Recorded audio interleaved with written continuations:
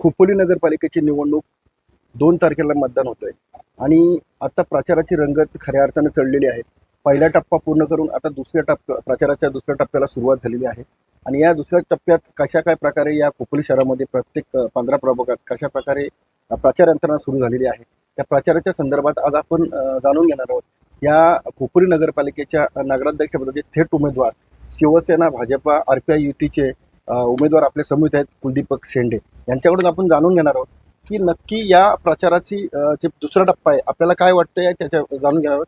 नमस्कार शेंडे साहेब, आपलं गावची खबर टीमच्या वतीने या ठिकाणी स्वागत करतो. आणि आज आपण या खोपोली नगरपालिकेच्या निवडणुकीला सामोरं जात मागच्या भागामध्ये आपण तुमच्याकडून तुमचा विजनही जाणून घेतला होता, परंतु आता नगरपालिका प्रचार सुरू झालेला आहे तो प्रचाराचा आणि पहिला टप्पाही पूर्ण झाला आहे. आता दुसऱ्या टप्प्यात आपल्याला कशा प्रकारे मतदारांचा प्रतिसाद मिळते आणि काय आपली भावना आहे? खरं तर सार्वत्रिक खोपोली नगर परिषदेची सार्वत्रिक निवडणूक एक 2 तारखेला का 3 तारखेला एक महिन्यापूर्वी डिक्लेअर झाली. खूप कमी काळाचा कालावधी मिळाला की एकाच महिन्याचा असेल आणि काहींना तर आम्हाला 15 दिवसाचाच कालावधी मिळाला. पण आमचं जे काय शिवसेना पक्षाचं काम होतं ते आम्ही गेल्या 3 महिन्यापासून 4 महिन्यापासून फोकस करूनच काम करत होतो.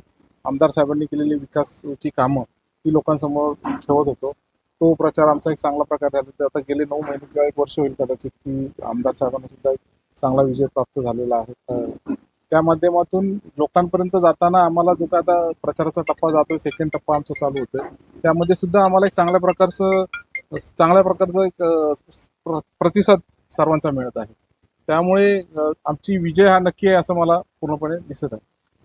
या प्रचार करत असताना ज्या काही मतदार आपल्या भेटी घेतात, तर मतदारांना असं काय वाटतंय की या ठिकाणी वेगळ्या पद्धतीने आपण विकास तर झालेला आहे असं वारंवार आपण प्रत्येक बाबतीमध्ये बघितलेलं आहे, परंतु विकासामध्ये आणखीन काय लोकांना हवे असे काही आपल्याकडे नागरिकांनी समस्या समोर मांडल्यात का? नक्कीच काय आहे की आपल्या नगरसेवक जेव्हा 2019ला निवडून आले, 16ला त्यानंतर 3 वर्ष का 2 वर्ष कोविडमध्ये गेलेली. त्यानंतरची 2 वर्ष परत लोकांपर्यंत नगरसेवकांना कोविडची 2 वर्ष गेल्यामुळे प्रशासकीय फंड आणि बाकी कामं करता येत नव्हती. त्यानंतर प्रशासकीय राज्य आलं आणि एखादा प्रशासक हा 65-70 हजार किंवा एखाद लाख लोकांसाठी कार्य लक्ष देऊ शकत नाही. तर त्यासाठी नगरसेवक असणं गरजेचं असतं, नगराध्यक्ष असणं गरजेचं असतं. तर त्यामुळे बरीचशी छोटी मोठी कामं लोकांची राहिलेली आहेत की ह्या 3 वर्षात काहीतरी एक चांगले डिसिजन होऊ शकले असते. आमदार साहेबांच्या माध्यमातून निधी भरपूर उपलब्ध झाला की आपलं नाट्यगृह असेल त्याची दुरवस्था झालेली, त्याच्यासाठी आपल्याला 1.5-2 कोटीची नवीन इमारत साहेबांच्या निधीमुळे आलेली आहे. पण आता ह्याला कार्याच्या दृष्टिक्षेपात आणण्यासाठी त्यांना एक प्लॅनिंगमध्ये व्यवस्थित करायला लागणार आहे. आपले रस्ते चांगले करायला लागणार आहेत, कॉन्क्रिटीकरण. पाणी पुरवठा योजना काहीपर्यंत अजून 1 टाइमच पाणी येते, काही ठिकाणी पाणी पोचत नाहीये. हॉस्पिटलची व्यवस्था एकदम दुरावस्था झालेली आहे. ती उपजिल्हा रुग्णालयाच्या मध्ये कन्वर्ट झाली तर त्यात आपल्या खोपोलीतील सर्व लोकांचा फायदा होईल. जिथं जागोजागो फिरतोय मी तर तिथं मुलांना स्टेडियमचे म्हणजे छोटे छोटे क्रिकेटचे ग्राउंड पाहिजेत, कोणाला फुटबॉलचे ग्राउंड पाहिजेत. काही लोकांच्या रोजच्या समस्या आहेत. म्हणजे विकास हा आता सर्वांगीण करायला लागणार आहे. 3-4 डेव्हलपमेंटमध्ये ती एक सर्वांगीण म्हणजे खोपोलीचा सार्वभौमिक विकास इन्फ्रास्ट्रक्चरवर एक फोकस ठेवायला लागणार आहे. लोकांच्या रोजच्या निगडीत ज्या हे असतात मागण्या असतात त्या पूर्ण करायला लागणार. त्यामुळे आम्ही एक फोकस ठेवूनच सर्व उमेदवार आणि शिवसेना, बीजेपी आणि युती पूर्णपणे आम्ही फोकस ठेवून काम करणार आहोत.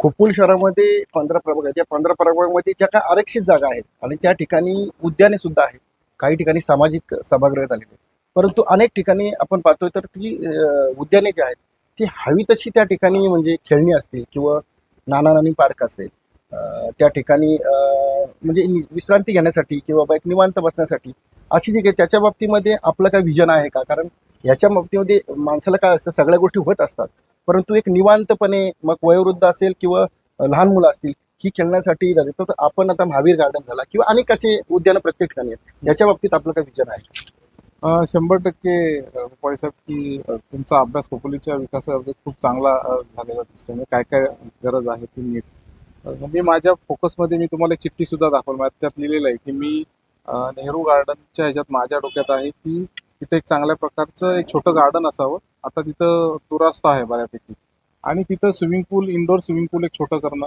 त्याच्या बाजूला बॅडमिंटन कोर्ट आहे, त्याचबरोबर तिथं गार्डन असणं पण गरजेचं आहे. महावीर गार्डन आपल्याला हायवेच्या बाजूला आहे. हायवेला जाताना त्यासमोर असणाऱ्या ज्या काही टप्प्यात त्यांना व्यवस्थित एक प्लॅनिंगमध्ये म्हणजे जाताना शहर हे खूप म्हणजे आपलं सुसंस्कृत आणि चांगलं शहर स्वच्छ दिसावं ह्या दृष्टिकोनातून दोन्ही गार्डन चांगल्या प्रकारचे की जेणेकरून आपल्या घरी कोण पाहुणा आला तर त्याला तिथं जाऊन घेऊ शकतो. आमदार साहेबांच्या माध्यमातून माझ्या डोक्यात एक शिवसृष्टी सुद्धा आणण्याचं मी विचार करते की जेणेकरून कर्जत, खालापूर आणि बाकीच्या भागातून आपल्याकडं पर्यटक आकर्षले जातील. आपल्या मुलांचा आणि आपल्या कोकणातील नागरिकांचा बेरोजगाराचा सुद्धा प्रश्न, त्याला रोजगार काहीतरी उपलब्ध, कारण की पर्यटन ही एक इंडस्ट्री वेगळी आहे की त्यातून ऑटोमॅटिक डेव्हलपमेंट होईल. त्यामुळे गार्डनवर सर्वात मोठा फोकस आमचा राहणार आहे. फाट्या साईडला तर गार्डन हा प्रकारच नाही आहे कोणाला. तिथल्या लोक एवढ्या 20-25 वर्ष कशी राहतात, म्हणजे मला आश्चर्य वाटतं की तिथं गार्डन हा कुठं मुलाला खेळायला, मला ते काही जागा आहे पण ते जागा आहेत पण त्याची इच्छाशक्तीचा अभाव आहे.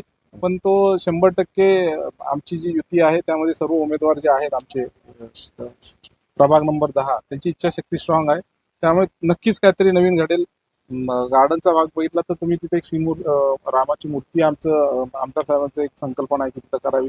छोटं गार्डन त्या नदीच्या पलीकडे करण्याची आहे, आरेची तिथं जागा आहे, त्यांच्याशी बोलायला लागेल. वरिष्ठ मंत्री लेवलवरती मिटिंग घ्यावी लागेल. त्यामुळे माझं खोपोलीकरांना आव्हान आहे की तुम्हाला युतीच्या माध्यमातून सर्व उमेदवारांच्या पाठीमागे ठाम उभे राहा. कारण की केंद्रात डबल इंजिन आहे, महाराष्ट्र शासनामध्ये सुद्धा डबल इंजिन. त्यामुळे खोपोलीमध्ये सुद्धा खोपोलीकर डबल इंजिनचं सरकार देतील. सातत्याने विरोधक आहेत म्हणा किंवा आणखी अन्य मंडळी असतील ती खोपोलीमध्ये विकास निधी खूप आला, परंतु बराचसा विकास हा कागदावरच राहिला. तर याकडे कसं बघताय, त्या आरोपाला कसं उत्तर? नाही, कसं आहे की विरोधकांना काम असतं की त्यातून काहीतरी त्रुटी काढायचं आणि बोलत जातं. 100%पैकी 10% जे दिसत असेल त्याच्यावरच जास्त बोलणं ते त्यांचं काम आहे. लोकशाही आहे त्यामुळे. आणि लोकशाहीमध्ये विरोधी गट स्ट्रॉंग असणं चांगलं काम असतं, कारण की जेणेकरून सत्तेतल्या पक्षातल्या लोकांना अजून लोकांपर्यंत चांगलं काम करता येईल. आता कसं आहे की विकास झालेला आहे. विकास होत असताना ज्या काही आता दिसत आहेत तुम्हाला, त्या आता काही 70%च्या याच्यावर कामं आलेली आहेत. नाट्यगृह पूर्णत्वाकडे आलेलं आहे, पण आचारसंहिता लागल्यामुळे ते लोकांना आपण अवेलेबल करू देऊ शकलो नाही. हॉस्पिटल आहे ते सुद्धा 70-80%च्या ह्याच्यावर पूर्णत्वाकडे आलेलं आहे. त्यामुळे विकास हा कागदावर झालेला आहे असं म्हणता येणार नाही.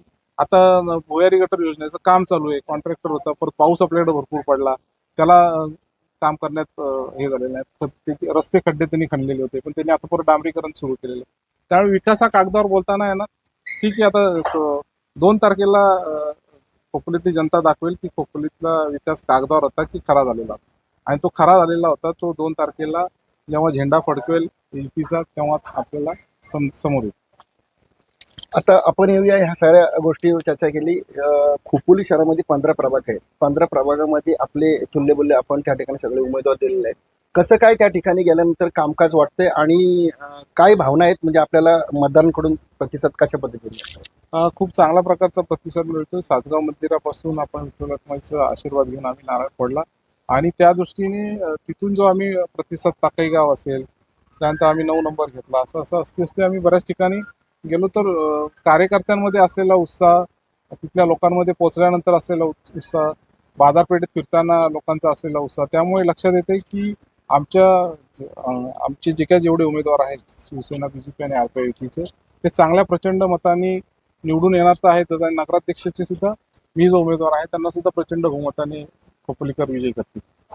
हे होते खोपोली नगर परिषदेची जी काही निवडणूक आली आहे त्याच्यातले थेट नगराध्यक्ष पदाचे उमेदवार कुलदीप शेंडे यांना आपण प्रचाराच्या संदर्भात दुसरा टप्पा सुरू होतोय. आपल्याला काय वाटतं, ह्या भावना त्यांनी व्यक्त केल्यात. विकासाच्या मुद्द्यावरती आपण त्यांची चर्चा, विकासाच्या मुद्द्यावर त्यांनी नवीन विजन किंवा काय माझ्या मनामध्ये आहे का, काय लोकांना पाहिजे ते मी जाणून घेतलंय. आणि 15 प्रभागामध्ये कशा पद्धतीचं त्यांनी प्रचाराचं नियोजन केले, उमेदवार कशा प्रकारे विजय होतील असं महायुतीचा त्यांनी त्या जो काय अजेंडा दिला त्याप्रमाणे सगळ्या गोष्टीवरती त्यांनी या ठिकाणी भाष्य केलंय. आणि त्यांना विश्वास आहे की प्रत्येक प्रभागामध्ये आमचा विजय होईल आणि नगराध्यक्ष पदाचा उमेदवार मी जे कुलदीप शेंडे म्हणूनच त्या ठिकाणी निवडून येईल आणि युतीचा झेंडा हा नगरपालिकेवर फडकेल असा विश्वास व्यक्त केलाय. धन्यवाद शेंडे साहेब. आपलं पुन्हा एकदा आम्ही तुम्हाला संपर्कात येऊ पुढच्या 3ऱ्या टप्प्यामध्ये, आणि तेव्हा आपण उपलब्ध आणि अशाच प्रकारे आपण पुढे प्रचार यंत्रणा आपली सुरू ठेवा अशा या ठिकाणी शुभेच्छा व्यक्त करतो. 3 तारखेला माझी विजय मिरवणुकीमध्ये मुलाखत घ्यायची आहे. धन्यवाद.